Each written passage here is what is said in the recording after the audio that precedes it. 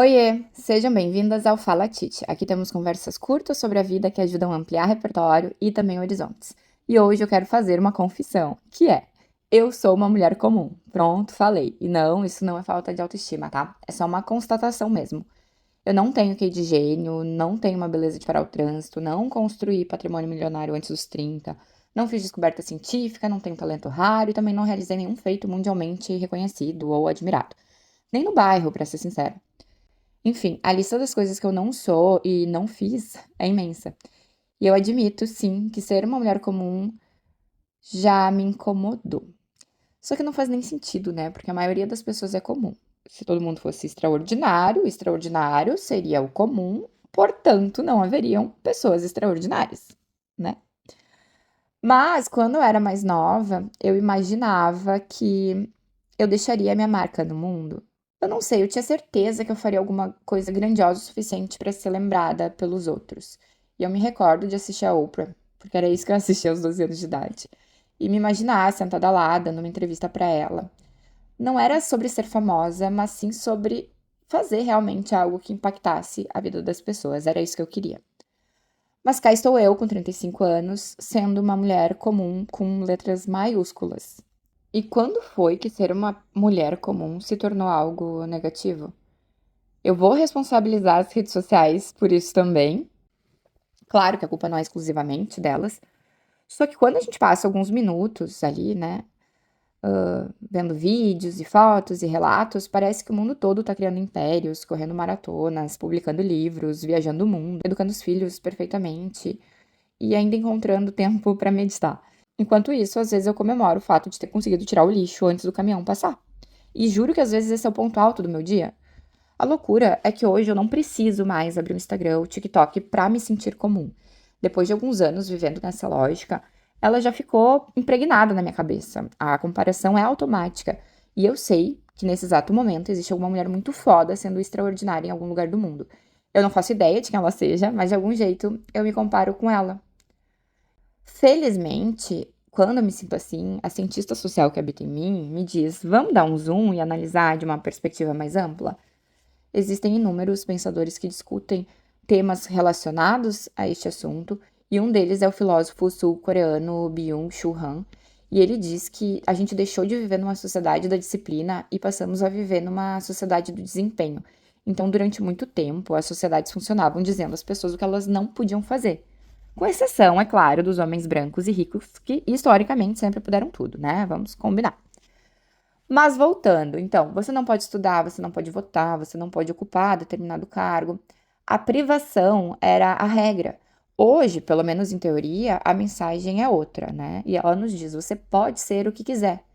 E isso parece maravilhoso. Nós temos mais liberdade e possibilidades atualmente, é claro, mas existe um efeito colateral. Se eu posso ser qualquer coisa, então por que eu ainda não sou? É óbvio, de novo, que tudo isso é infinitamente melhor do que viver sem escolhas, só que toda mudança tem bônus e ônus. E o Falatite tá aí mesmo pra gente refletir e pensar em tudo isso. A socióloga Eva Illouz observa outra consequência interessante. Então, ela mostra como a nossa sociedade passou a transformar vivências em uma espécie de vitrine. Não basta só viver, né? É preciso viver uma vida que pareça interessante aos olhos dos outros. E a felicidade também está virando performance. E algumas experiências acabam valendo mais do que as outras. Viajar para outro país, por exemplo, é visto automaticamente como uma grande conquista. E é claro que pode ser, né? Eu mesmo, quando viajei para fora do Brasil pela primeira vez, me senti extremamente realizada. Aquilo era fruto do meu trabalho, das minhas economias, do meu planejamento. Então eu tive orgulho de mim mesma por conseguir me proporcionar isso. Mas esse não é o ponto. O ponto é outro. Por que a gente tem tanta facilidade para admirar os grandes acontecimentos, tanta dificuldade para admirar um dia comum, um domingo com a família reunida, ou aquela terça-feira caótica em que deu tudo errado, mas no fim das contas você conseguiu fazer o que precisava ser feito? Talvez hoje você tenha ido trabalhar, lavado uma pilha de roupa, ajudado seu filho com o dever de casa, respondido um amigo que precisava conversar, passeado com seu pet e terminado o dia pensando: poxa, eu não fiz nada importante. Mas fez, tudo isso importa. E que tal o plot twist pra mim, tá? Porque ser comum também é maravilhoso e às vezes até libertador. Porque a gente para de tratar a própria vida como um rascunho enquanto espera uma grande conquista E eu posso simplesmente existir sem transformar cada decisão numa tentativa desesperada de construir um legado. Acho que a gente não aprendeu a admirar o comum, né? A gente aprendeu só a admirar o extraordinário. Desde pequeno, as histórias que ouvimos são sobre as pessoas extraordinárias. Os gênios, os heróis, os inventores, os campeões, os artistas brilhantes e empresários de sucesso. A história naturalmente fala da exceção. E convenhamos que faz sentido que seja assim. Grandes descobertas, revoluções, obras, realmente mudam o rumo da história. Mas a sociedade continua sendo sustentada por pessoas comuns. O mundo continua funcionando porque milhões de pessoas comuns acordam todos os dias e fazem aquilo que precisa ser feito. E ser comum não é o oposto de ser importante. E ser comum também não é ser medíocre. Medíocre é quem faz tudo sem compromisso, sem interesse, sem cuidado. Uma pessoa comum pode viver exatamente o contrário.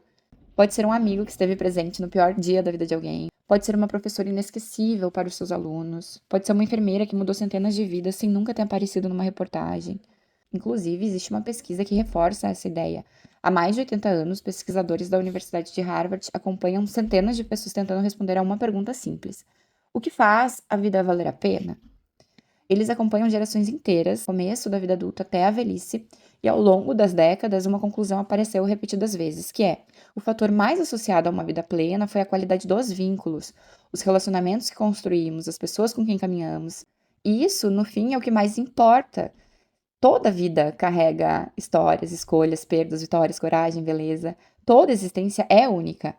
Então, sim, a gente precisa honrar mais a vida comum que temos e a pessoa comum que somos, né? Honrar essa pessoa é parar de tratá-la como insuficiente só porque ainda não virou manchete. Continuo querendo fazer coisas grandes, é claro, mas no fim das contas, se eu for sempre uma mulher comum, eu espero ter sido extraordinária para aqueles que caminham ao meu lado. Porque, pensando bem, acho que esse é o tipo de grandeza que realmente importa. E você, também já se sentiu assim? Deixa aqui nos comentários. Esse foi o Fala Titi de hoje. Espero que vocês tenham gostado e até mais.